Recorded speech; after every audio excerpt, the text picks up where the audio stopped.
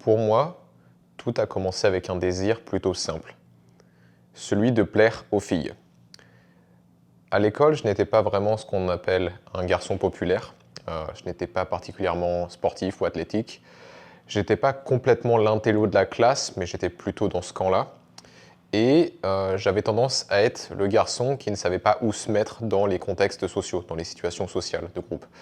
Sauf quand on parlait de jeux vidéo, parce que c'était vraiment toute ma vie à l'époque. Et donc, vers l'âge de 18 ans, je me suis dit, il faut que ça change. Et je me suis donc mis au sport, à la musculation en particulier, et j'ai commencé à faire plus attention à ce que je mangeais. Et comme toute personne sérieuse, je me suis renseigné. Je me suis beaucoup renseigné. Ça a commencé avec comment avoir le plus de muscles le plus rapidement possible. J'ai rapidement compris qu'il fallait faire les 10 000 pas par jour pour perdre du poids. J'ai rapidement compris qu'il fallait faire tant de séances de muscu par semaine avec tant de séries, tant d'exercices, etc. Puis il y a eu le monde de l'alimentation, et là ça a été toute une aventure, et assez prise de tête, assez compliquée. Parce qu'il y avait les antioxydants, les aliments à consommer, les mélanges à éviter, les légumes riches en antioxydants, les matières grasses à éviter, les matières grasses qui sont bonnes pour la cuisson, les antinutriments, enfin j'en passe. Tout ce qui est les pesticides, le local, saison, bio, etc. Et assez rapidement, ce désir simple de plaire aux filles est devenu assez compliqué. Entre la complexité de ma routine sportive, qui me prenait beaucoup de temps chaque semaine, et toute la logistique associée à ce désir d'avoir une alimentation parfaite, ça me prenait pas mal de bandes passantes mentales. C'est pour ça que je dis ça prenait la tête. Ça occupait beaucoup de mon esprit. Et assez rapidement, j'ai réalisé que il y avait des progrès, mais ce n'était pas satisfaisant. Et surtout, ces progrès n'étaient pas en accord ou proportionnels avec la quantité d'efforts fournis. Et un jour, je me suis posé la question, est-ce que ça vaut vraiment le coup de se compliquer la vie comme ça, juste pour avoir un beau corps, pour plaire aux filles? Parce que j'en suis arrivé à un stade où j'avais presque des tocs, j'étais beaucoup dans le contrôle. Il fallait vraiment que j'aie une routine parfaite pour me sentir bien, pour sentir que je faisais les choses correctement et que du coup j'allais progresser.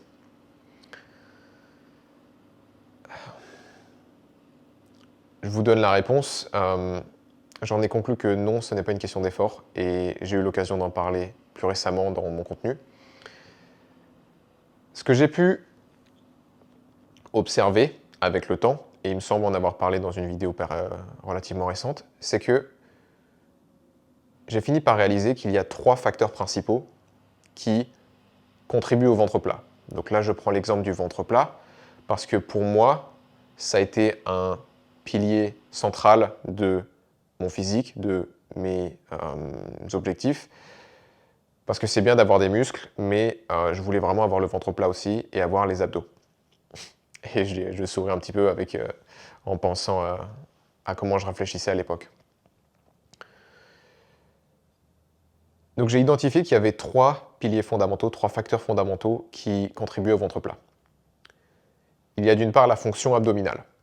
Ça, la plupart des gens, vous le savez certainement.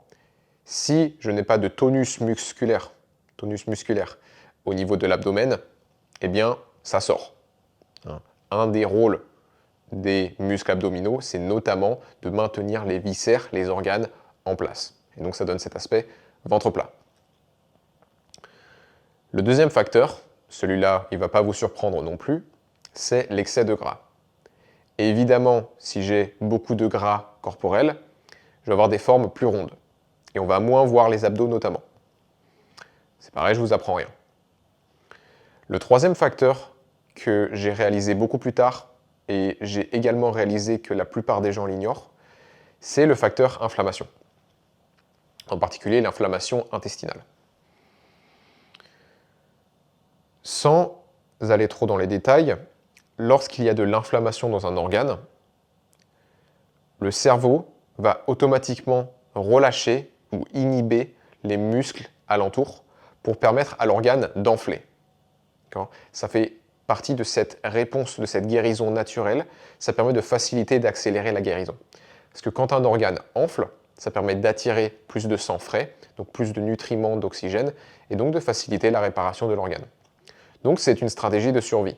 Il faut comprendre que les organes sont plus importants pour notre survie que les muscles. Donc le cerveau n'a pas beaucoup d'hésitation vis-à-vis du fait de désactiver temporairement des muscles autour de l'organe concerné pour préserver la santé du muscle, de l'organe. J'espère que vous suivez.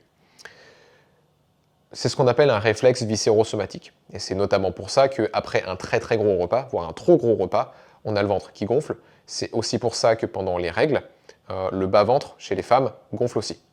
C'est ce qu'on appelle un réflexe viscérosomatique. Le cerveau détend les muscles alentours autour de l'organe qui est sous inflammation pour faciliter la guérison de l'organe. Et il se trouve que c'est un facteur, en tout cas c'est celui qui m'a le plus concerné par le passé, et c'est un facteur que j'avais tendance à négliger parce que j'étais ignorant. Et donc, cette réalisation m'a mené vers la santé digestive. Alors j'avais aussi beaucoup de problèmes digestifs à l'époque, l'estomac lourd, le sentiment que les choses me restaient sur le ventre, se restaient sur l'estomac, etc. Et donc je me suis plus intéressé à la santé digestive. J'ai aussi des vidéos sur ce sujet-là, et toutes les vidéos auxquelles je fais référence seront dans la description. Donc je vous invite, si vous êtes curieux, si vous voulez aller plus loin, à regarder tout ça à votre rythme. Donc j'ai réalisé qu'effectivement, il y avait potentiellement le SIBO, il y avait potentiellement des candidoses, il y avait potentiellement plein de choses qui pouvaient causer des ballonnements. Mais j'ai continué de me poser la question, mais pourquoi il y a une candidose, pourquoi il y a du SIBO, pourquoi il y a des dysbioses, pourquoi est-ce que le ventre gonfle? Et j'en ai conclu que c'est pas forcément la cause unique, mais c'est certainement le facteur principal. C'est si la digestion haute ne fonctionne pas, j'aurai forcément des problèmes dans la digestion basse. Qu'est-ce que ça veut dire? C'est-à-dire, si un ou plusieurs des organes de la digestion haute, donc le foie, le pancréas et l'estomac, si un de ces trois ou plusieurs ne fait pas son travail correctement, il va y avoir des aliments que j'ingère qui ne vont pas être complètement digérés et qui vont finir dans les intestins. Et c'est un des gros problèmes, c'est que les intestins ne sont pas conçus pour digérer, ils sont conçus surtout pour absorber. Et quand il y a des aliments non digérés qui arrivent dans les intestins, ça crée de l'inflammation et ça vient nourrir des organismes problématiques, comme certaines bactéries, certains champignons, etc. Et donc, ça ne sert à rien de traiter les intestins, le ventre, si la digestion haute ne fonctionne pas. Donc ça a déjà été un avancement majeur pour moi dans ma compréhension. Et ensuite, j'ai continué de me poser la question, pourquoi est-ce que la digestion haute ne fonctionne pas? Donc là, j'ai vu qu'il y avait certaines carences alimentaires qui pouvaient jouer, la vitamine B1, le zinc pour l'acide gastrique de l'estomac, l'hydratation qui était hyper importante, certaines protéines, certains acides aminés, etc. pour le pancréas, pour le foie, la bile, la choline, etc. Mais l'élément majeur, ça a été de comprendre que si mon système nerveux n'est pas régulé correctement, ma digestion haute, et donc mon appareil digestif dans l'ensemble, va être compromis.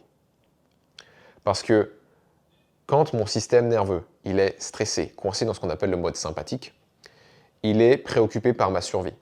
Et donc, il va privilégier les fonctions essentielles à la survie immédiate, et il va ralentir ou mettre en pause les fonctions non essentielles.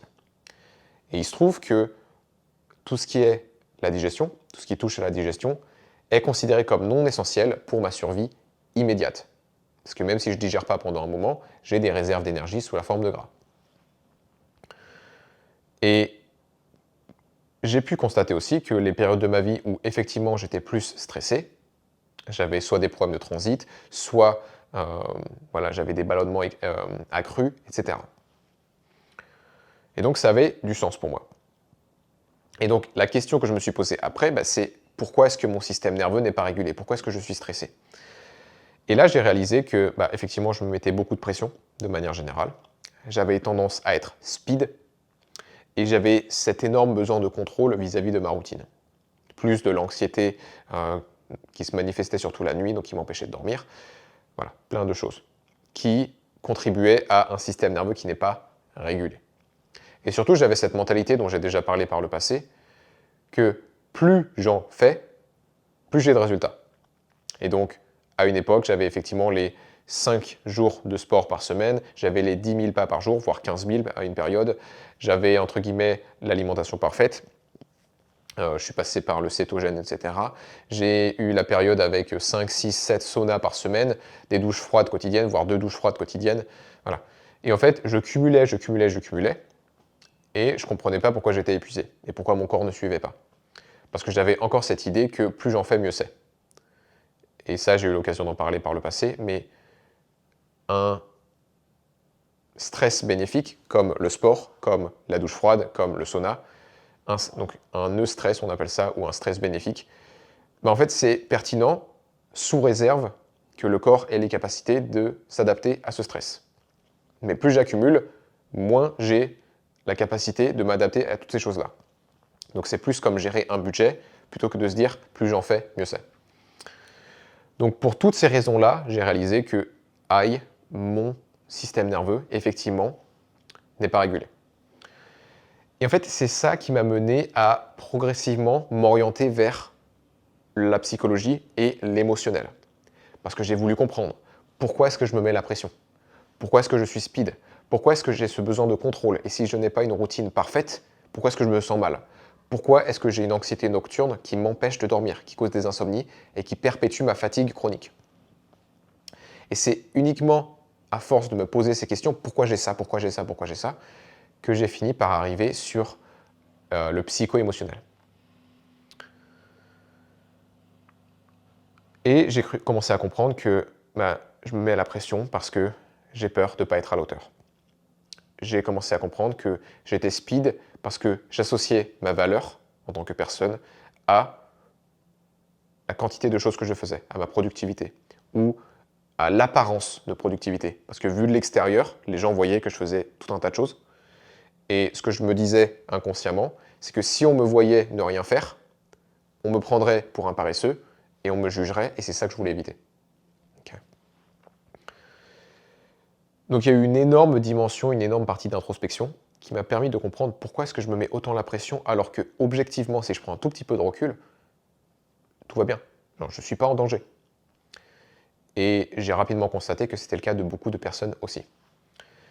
Et il y a une dernière dimension que j'ai observée, là c'est des comportements plus spécifiques associés à l'alimentation. J'en ai déjà parlé, vous l'avez certainement déjà entendu, que la base d'une bonne digestion, c'est le fait de bien mâcher et de manger calmement.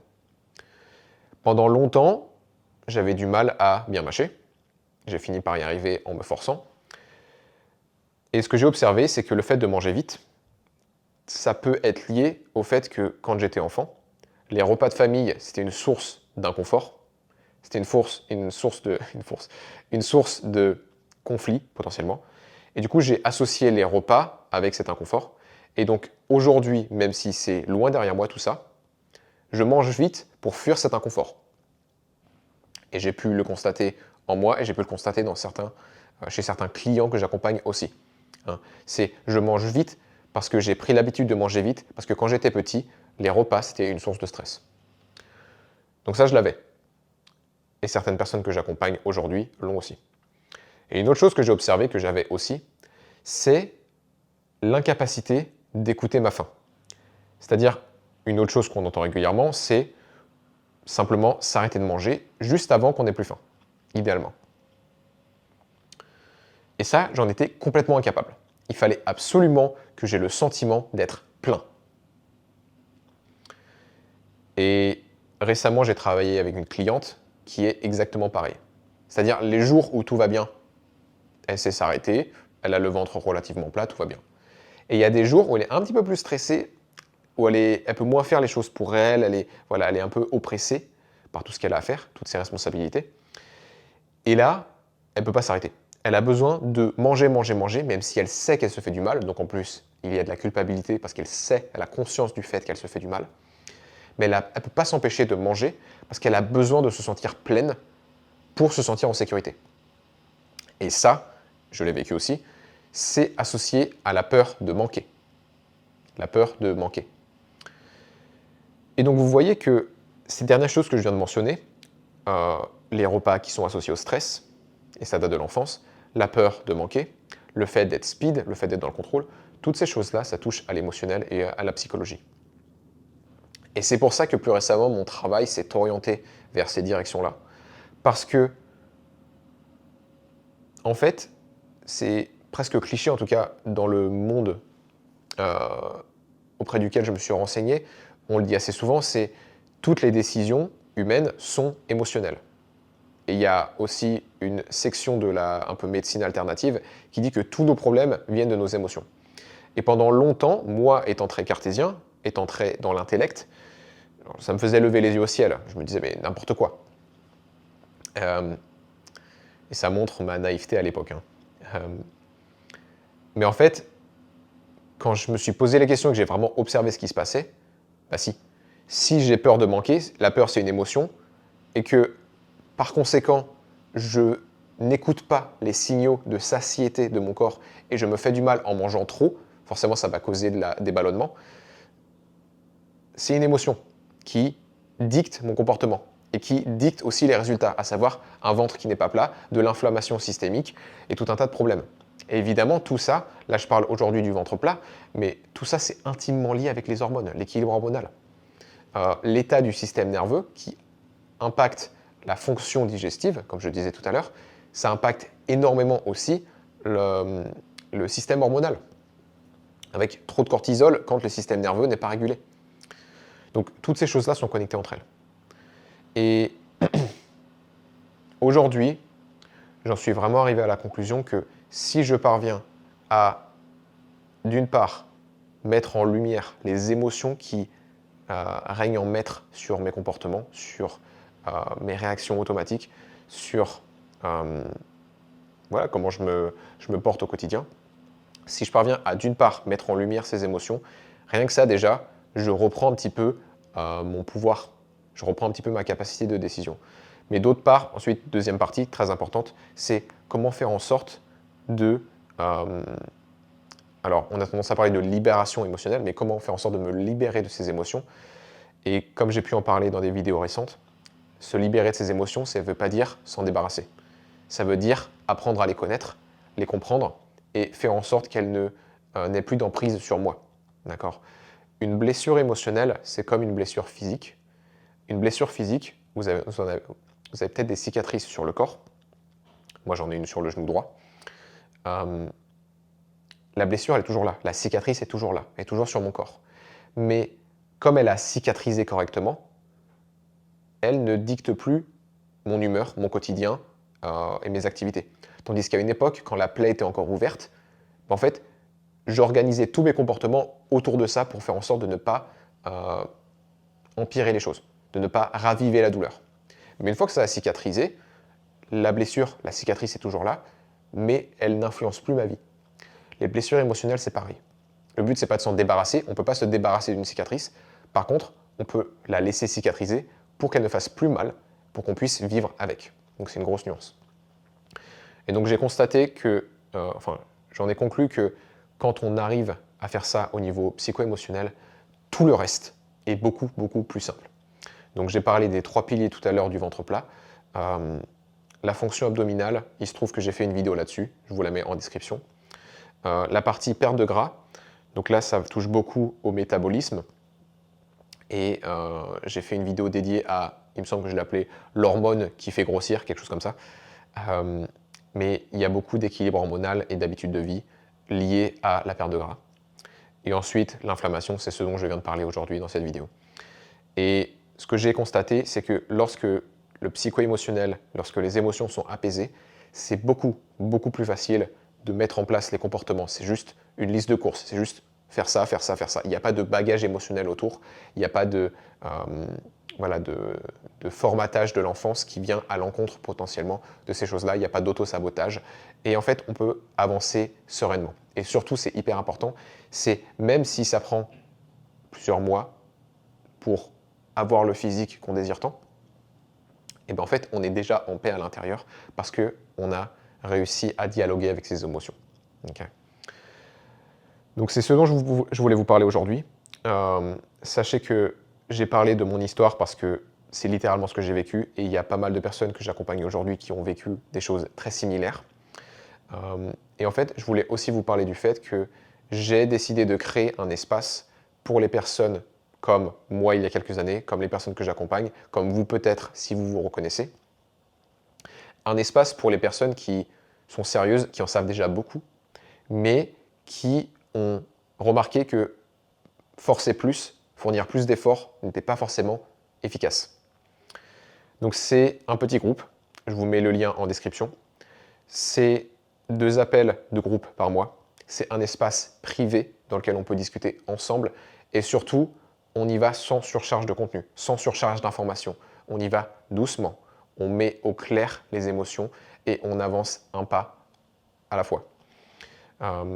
C'est vraiment quelque chose qui me tient à cœur parce que j'ai le sentiment que ça peut aider bien au-delà de l'apparence physique. Même si aujourd'hui j'ai décidé de parler de ça parce que c'est comme ça que moi j'ai commencé et que je connais beaucoup de personnes qui font beaucoup de développement personnel, qui sont qui connaissent beaucoup de choses dans la spiritualité, mais qui ont encore du mal sur la sphère digestive, sur l'apparence physique aussi. Et c'est pour ça que j'ai créé ce mastermind, je l'appelle mastermind, un terme anglais. C'est donc cet espace, cette petite communauté en petits groupes qui permet d'avancer sereinement et sans forcer plus, sans fournir plus d'efforts, mais en comprenant le corps et en travaillant avec lui et en comprenant nos émotions. Voilà, c'est tout pour cette vidéo. Merci d'avoir écouté jusqu'au bout et je vous dis à très bientôt pour un prochain épisode.